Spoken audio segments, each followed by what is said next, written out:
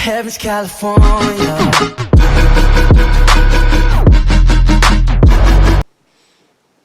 Hey guys, today I'm going to react to a Nightmare Falls video. It's called 3 Scary Real Sleepover Horror Stories That Will Creep You Out.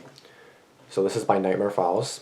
I just saw a sleepover story, or stories by Mr. Nightmare not too long ago, maybe a week or so ago.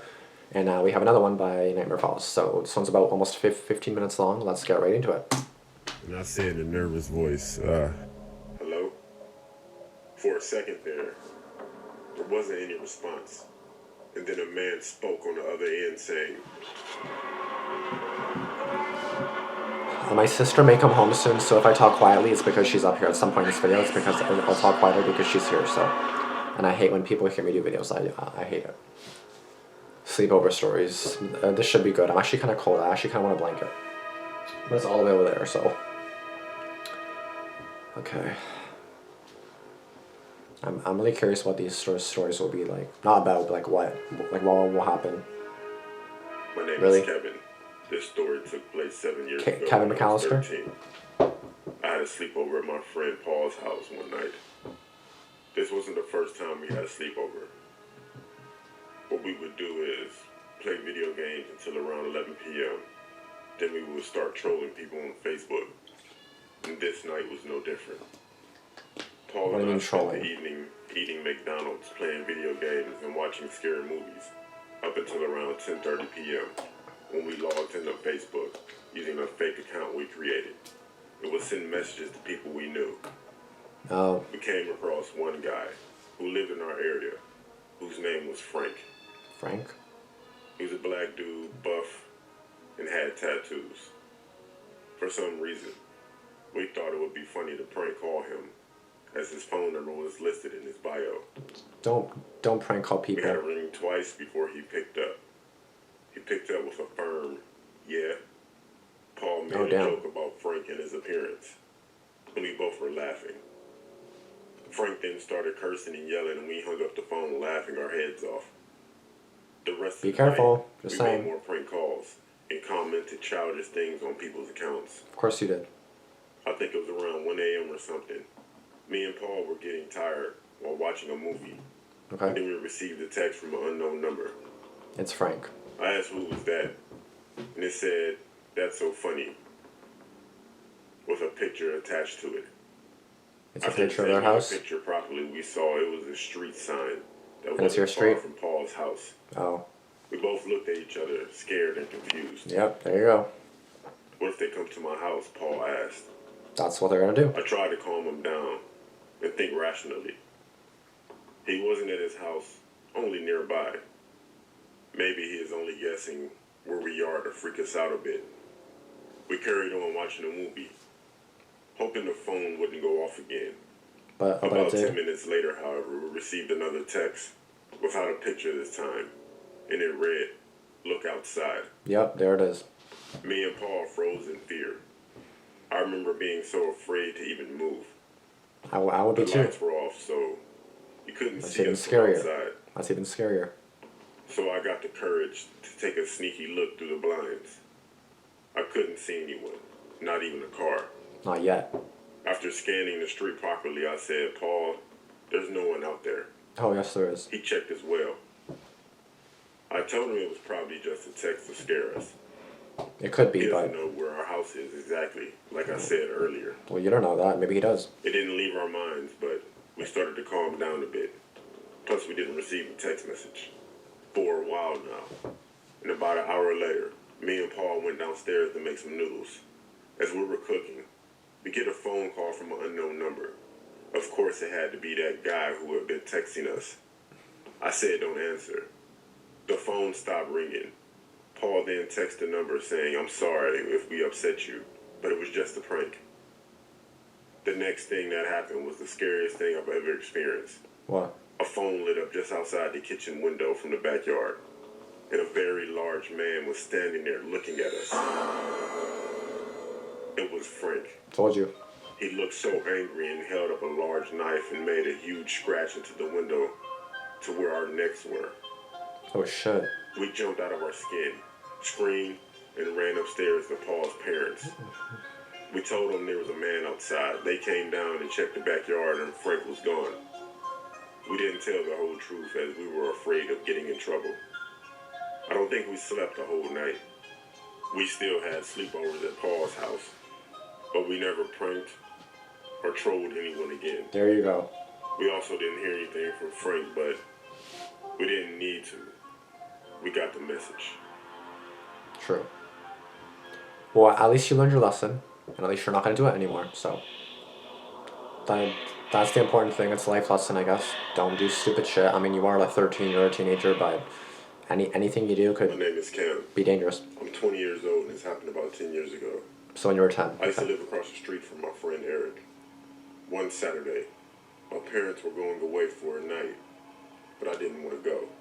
Okay. So we all arranged that I would sleep over at my friend Eric's house. We ordered pizza. I spent the night playing video games and watched a few movies. Okay. I'm not sure what time it was. It was pretty late, probably around 1 in the morning, I think. I was flicking through Eric's PlayStation games when Eric said, "I thought your parents were going away for the night." I said, "Yeah, they are. But there's someone in the house," Eric said. What do you mean? Where? Confused, I got up and looked out the window where I'd Eric was looking. be terrified. I'd be like, what? And there was a light on. And someone was walking around in one of the rooms. It's like you're looking in your house? What it could be. Oh. I told him I had no idea. My parents were out of town for the night. And we never had anyone come over by our house unannounced, especially at this time of night. Yeah, 1 a.m. Instead of waking Eric's parents or trying to call the police, You went to I investigate? came up with this idea to sneak out and investigate who was in my house. See? Looking back, this was the dumbest thing I ever did. But we were just young boys. I guess, Grabbed 10 a years couple old. of But flashlights, yeah, slipped being out of 10, Eric's wouldn't you be back nervous door, to do that? and headed over to my house. We didn't even think of how we would get in. But we didn't need to because the front door had been forced open. Upon entering the house, we saw there were damp, muddy footprints leading upstairs. So he's upstairs. I'm not sure if whoever was inside heard us, but we started following the footprints, Of course you did. and one of the lights turned off. At this point, I was getting afraid, and I told Eric we should just leave and tell someone. Eric proceeded upstairs, however. I didn't follow him. That's up. smart. I kept whispering to him, "Eric, come, let's go." He ignored me and Bad continued idea. going up. Bad idea. He walked into one of the rooms, and I lost sight of him. I then bravely went upstairs to see where he went. I walked into my bedroom, and a foul odor hit me in the face. I kept whispering Eric's name, but he wouldn't answer. Then I heard something. The guy? It sounded like sobbing. I was scanning the room with my flashlight. In one of the corners of the room, I could see Eric's shoes. I raised the flashlight and I saw a disgusting, dirty hand that was covered in cuts and dirt covering Eric's mouth. Oh shit. The next thing I saw would haunt me for the rest of my life. I raised the flashlight once more, and the person covering Eric's mouth was a man who had a massive grin on his face, a vile beard and long, straight, black and gray, greasy hair. The way he was staring at me traumatized me. His eyes were wide and filled with rage. I screamed as loud as I could and ran out the bedroom. The man proceeded to chase me down the stairs and out the house. Wow. I thought I was going to die. Thankfully, when he ran outside, there was a police car pulling into the driveway. Oh. Someone had phoned the police when they saw flashlights and someone wandering around the house. The man saw the police and ran off. As he ran, there were things dropping out of his pocket, screwdrivers, a few other small tools, and one object that fell out. However, it wasn't a tool. A gun? It was a long, rusty, dirty blade. Thankfully, the man was found and arrested. Oh, thank God. Eric was unharmed, and so was I. Okay. The scary thing was the man didn't seem to have taken anything. So that suggests his interests were much, much more sinister. Eric and I remain best friends, but he nor I will ever forget this terrifying experience. I wouldn't either. Well, I mean, again, at least you learned your lesson. I mean, all these stories are like life lessons. Like, when I had sleepovers years ago, I didn't have any experiences like this. Nothing like it. Like, wow. Scary shit. Just call the police or call your parents. That's it. I'm 17 years old. Your name is what, Stan and or this story Dan? happened about 4 years ago. Okay. The school I went to was in a very rural area in my village. Oh, you're 17 now, so 4 years ago, My so friend 13 years Peter old? went to the same school, but I lived further away. Okay. His mom would always drop him off near my house, and we would always walk to school together. Okay. On our way to school, we would always pass some farms, and one of them had this really old, creepy house that was abandoned for years. One day, me and Peter said we should check it out and No, see you what's shouldn't. in there, basically. No, you We shouldn't. couldn't go after school because, like I said, Peter lived further away, and his mom needed to get him home. This was also during the winter, so it got dark sooner. So course it myself and was. Peter, we came up with the plan that Peter would have a sleepover around my house. And when my parents were asleep, we would sneak out and explore the abandoned farmhouse. Smart. It Very was smart. Friday, and the past few days have been snowing. After school, Peter came to my house. So it's We snowy, spent the cold, and evening dark. playing Yeah, video great. games and looking up creepy videos on the internet, anxiously waiting to sneak out. 1 a.m. rolled around, and we put our coats on and snuck out my bedroom window, which is ground level. We had one flashlight between the both of us, which Peter managed to sneak out of his dad's garage. We walked through the farm fields and made it to the house. Naturally, the first thing we did was try to open the front door, but it was locked. We looked Obviously. around at a few of the windows, and one of them was smashed open. So we used this as our entrance. Of course you Surprisingly, the place seemed rather untouched for how long it had been rumored to be abandoned. It was just covered in dust and had a really strong smell. Not bad necessarily, but it did smell odd. I shone my flashlight to Sus. the top of the stairs. I couldn't see anything, but it seemed really eerie up there. And then I heard wood creaking. It kind of sounded like slow footsteps, but Get out. I wasn't certain. Get out. Peter then said, we should check upstairs. No, you should get out. I told him I'm not going up there. There you There's go. probably some maniac up there waiting to kill us. Probably. The next thing that happened was the phone rang. It's One an of those abandoned really house. old phones made myself and Peter jump out of our skin. At that time, I didn't think about it, but Don't pick I up. thought it was weird of how someone was calling this house and it was abandoned. I picked Yeah. it up, and I said in a nervous voice, hello? For a second there wasn't any response. And then a man spoke on the other end saying, I'm not a maniac. Why don't you come upstairs and see for yourself? Yeah, okay, I'm just gonna leave now. At Bye. that point, loud, heavy footsteps ran across the upstairs Oh room my and toward God. the top of the stairs. So they heard them. So he had a cell phone and then he called the house. How the hell does he know the house number? We ran out down to the farm. I glanced back to see if there was someone chasing us, but there wasn't. So Lucky. I told Peter to slow down so we could catch our breath for a second.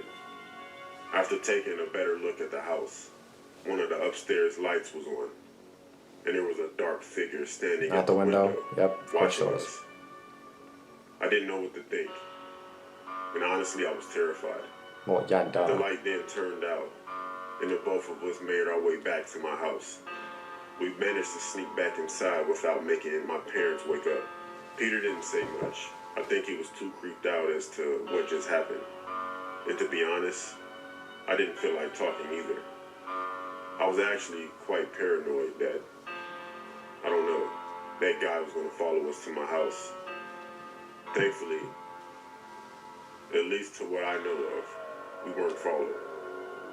From that night on, every time me and Peter walked to school, we look at that creepy farmhouse. We can't help but feel someone's looking back at us. There might be. You never know. It's creepy though. Ugh, it's so creepy. Okay, that's obviously the end of the video there. Okay, so I'm gonna say all these videos or all these stories are basically the kid's fault. The second one where someone broke into his house, that's still your fault. Not that they broke in, but just that you went in the house. You know, like you tried exploring or experiencing or not experiencing, investigating. Sorry, experiencing. That like I don't. That's not smart. I'm sorry, that's not smart. Like I'm not smart, but like I'm not gonna do that. Like, no. Like I know there's a house like right on my street. I don't think anybody's been there for a while. Like I'm not just gonna be like, yeah, I'm just gonna go inside and see what's in there, especially at nighttime. No. Like, I could, but am I gonna? No. Why the hell would I? Why the hell would I? There's no point in that. Like, do I want to die yet? No. So, anyway, so I will say it's all their fault, but I mean, at least they learned a lesson, so at least that's the important thing. And hopefully they just learn from it and don't do it again. And that's basically it. That's all you can really hope for now. And just don't do it again, and then I hope you learn from your mistakes, which is basically all you really can do, is learn from your mistakes if you survive your mistakes. So, anyway guys, thank you guys for watching this video. Like, comment, and subscribe, and I'll see you guys next video. Peace out.